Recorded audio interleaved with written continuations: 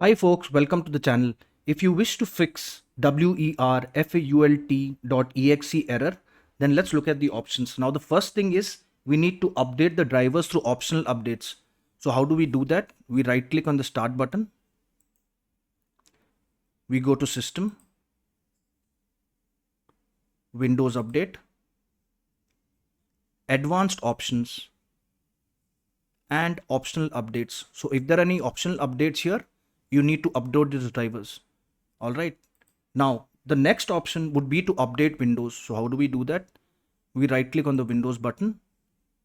We go to settings, Windows Update, and we click check for updates. So this will update all your drivers and should resolve the issue. Now, if that doesn't work, what do? We have to run a malware scan. How do we do that? We look for Windows Security and we go to virus and threat protection.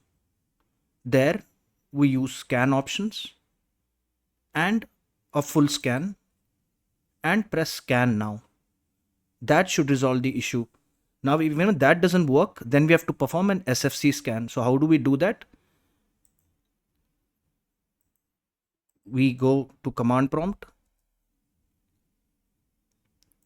right click, run as administrator, click yes, and type in the command SFC space forward apostrophe scan SCANNOW and press enter.